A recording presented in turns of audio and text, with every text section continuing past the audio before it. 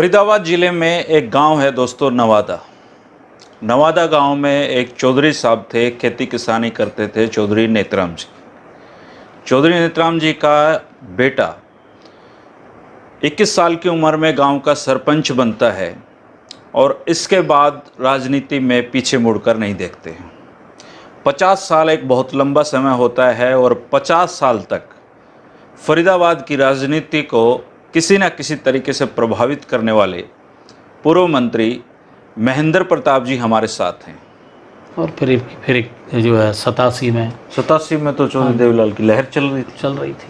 उस समय तो मेरे ख्याल से कांग्रेस की 5 सीटें आई थी, जिनमें एक मैं था। फिर मैं CLP लीडर रहा हूँ जी। कैसा मतलब उस समय माहौल था जी? देवीलाल जी से परिचय तो रहा होगा? बड़ा काफ़ी रहा। देवी जयलाल जी ने, अब उनके संस्मरण बता दूँ मैं जी।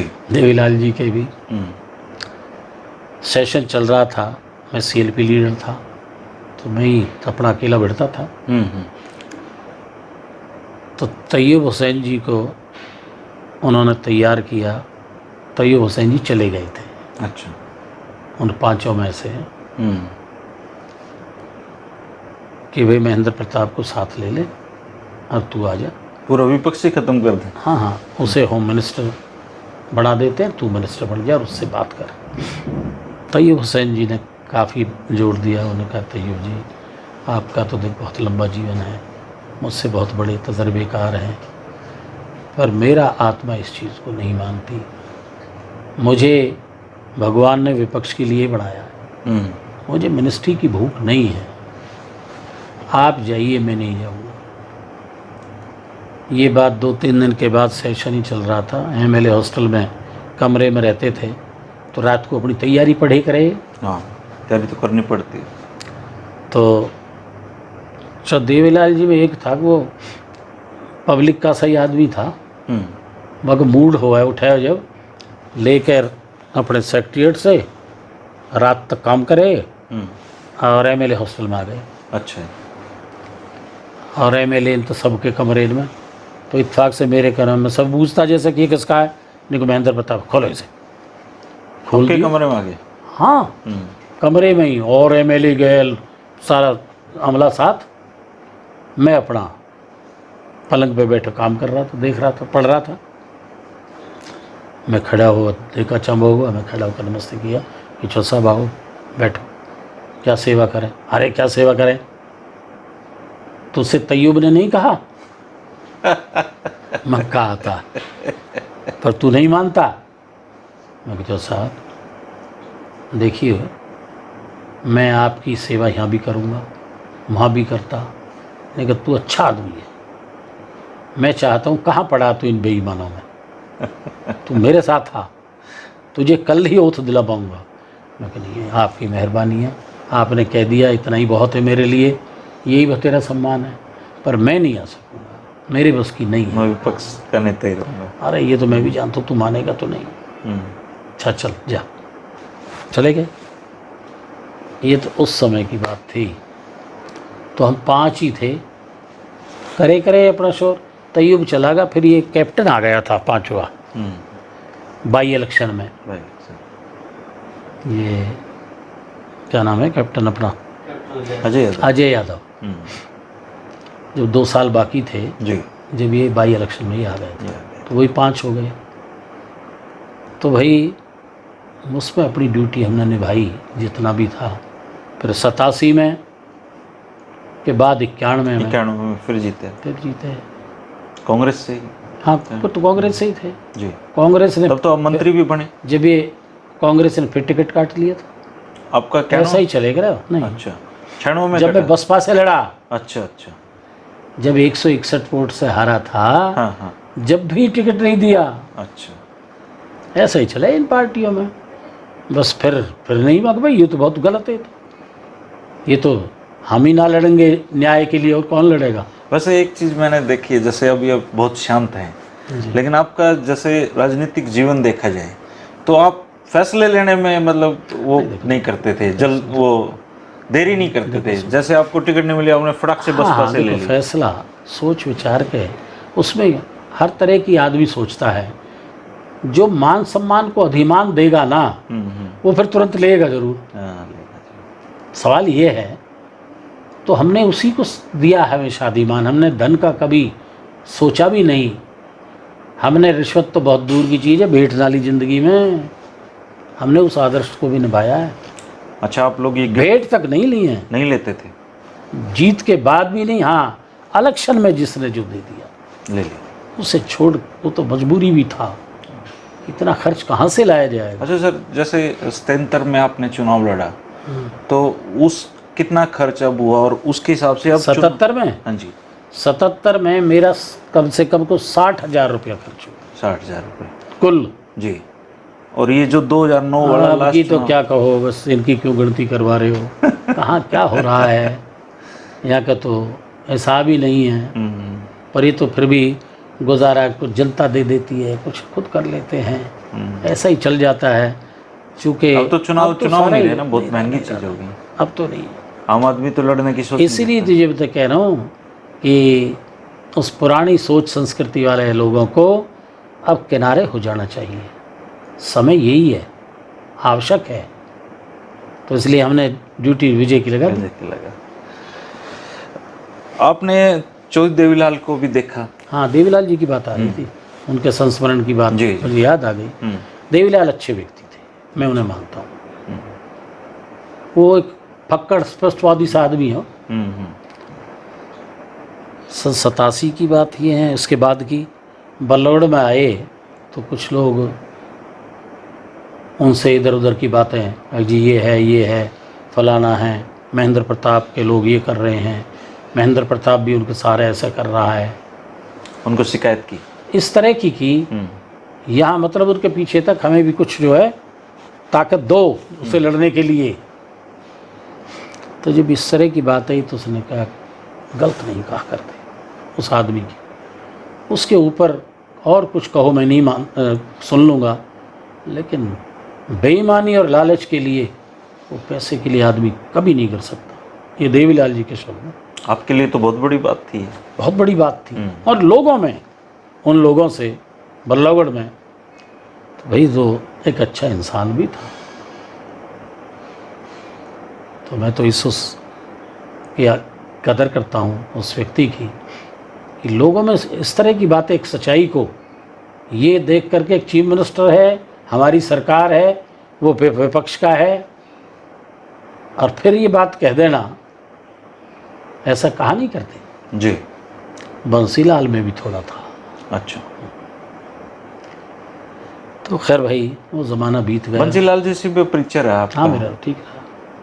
87 में वही तो थे। हाँ, 1 साल के लिए। 1 साल के लिए। तो मंत्री तो आप चौधरी भजनलाल जी की सरकार में रहे? हाँ। और हुड्डा साहब के साथ रहे? हुड्डा साहब। तो भजनलाल जी के बारे में क्या आपके जीवन के ठीक है, अनुभव? नहीं खैर वो वैसे तो ठीक अच्छे व्यक्ति थे, वैसी बात नहीं है। लेकिन ठीक है, उनका अपना ज़माना रहा है।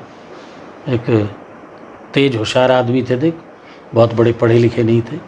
पढ़े लिखों को उन्होंने धूल चटाई। और ये जो लास्ट टर्म आपका रहा हुड्डा साहब वाला, इसको कैसे देखते हैं आप? नहीं, ठीक था। इस समय में बहुत काफ़ी अच्छे डेवलपमेंट का काम तो हुआ है। ये पिछले पीरियड में तो विशेष तौर से इसमें तो कोई दो राय नहीं है। देश प्रदेश की आप सारी है उसको हम अगर आकलन करें तो बहुत डेवलपमेंट का काम हुआ है। हाँ ठीक है, कई मामलों में हमारे हो सकता है मतभेद कहीं उसमें बहुत रहे हैं, उनसे हमने भी समझौता नहीं किया, लेकिन ठीक था, एक समय था जो ड्यूटी थी ठीक निभाने की कोशिश। अब वाली जो सरकार चल रही है इस पे भी देखते हैं आप, कोई पैनी नज़र रखते हैं अब जो चल रही है? भैया ये तो अब जनता को देखना चाहिए। हर पैनी नज़रों का काम पत्रकारिता का है ज़्यादा। अब हम जब ये सोचते हैं कि भाई ड्यूटी को अगले संभालें तो फिर उनकी ड्यूटी है, लेकिन जहाँ तक सरकार के प्रति नज़र की बात है, इसकी तुलना अगर हम सही ढंग से आकलन करें तो ये सरकार कई बार ऐसा लगता है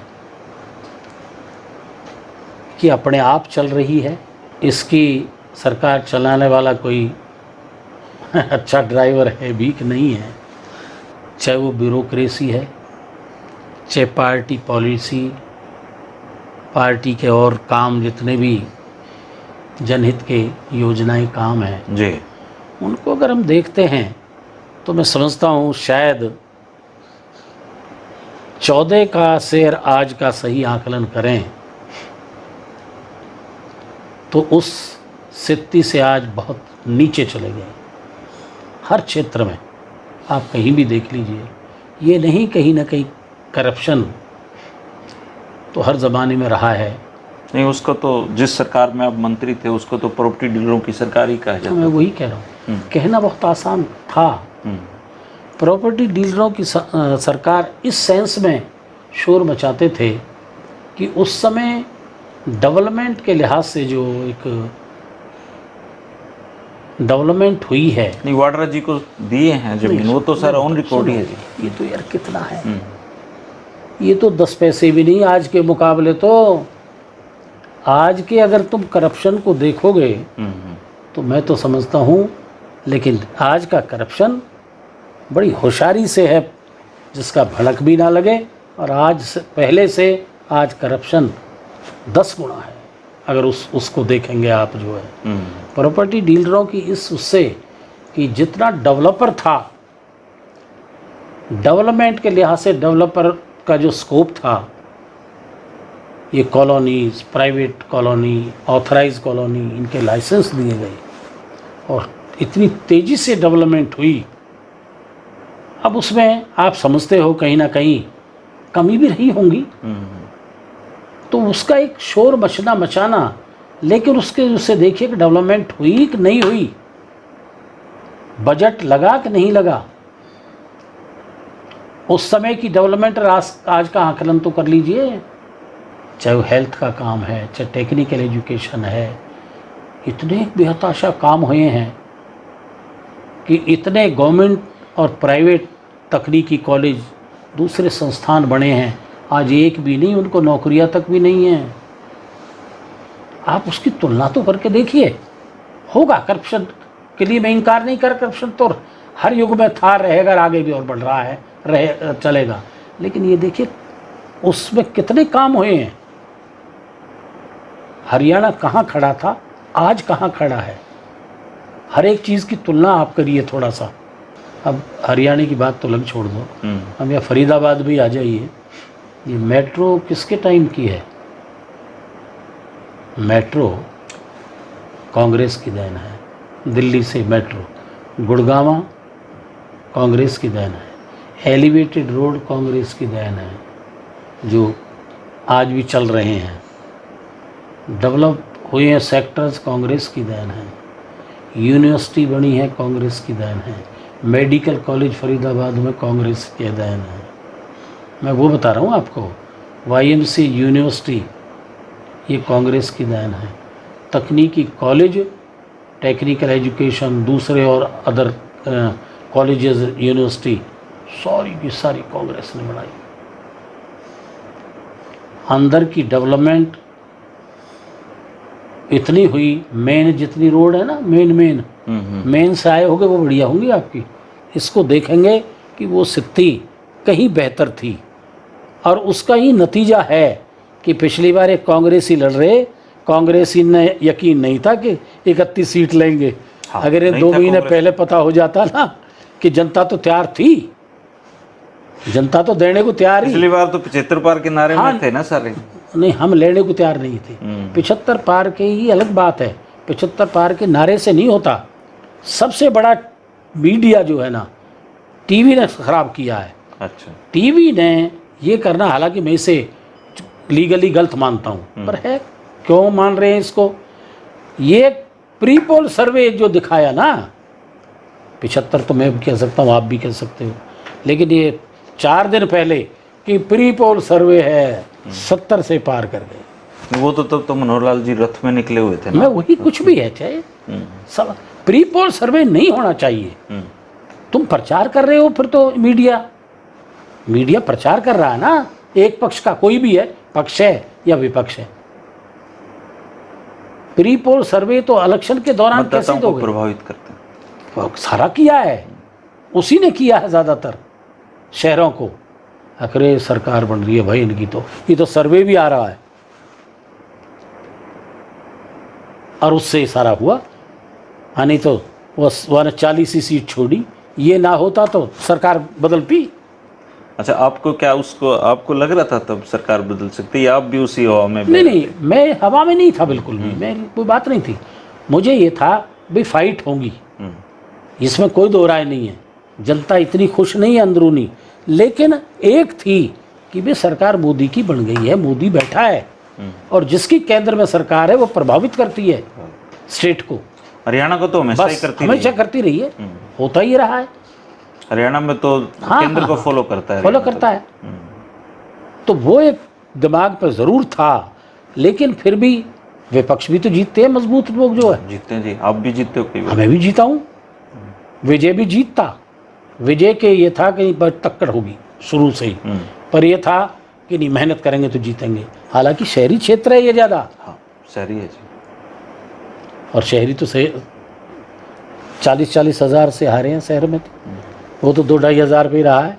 ठीक बात है। तो इसलिए ये अंदाज़ा तो उसका था, लेकिन कांग्रेसी अगर ठीक 2-3 महीने पहले अगर कांग्रेसियों को ये लगता ना कि हम जीत जाएंगे तो शायद हाँ कुछ अलग पोजीशन ये 2-3 महीने डिसीजन पहले होकर लग जाता ना पार्टी में, और मेहनत करके लग जाते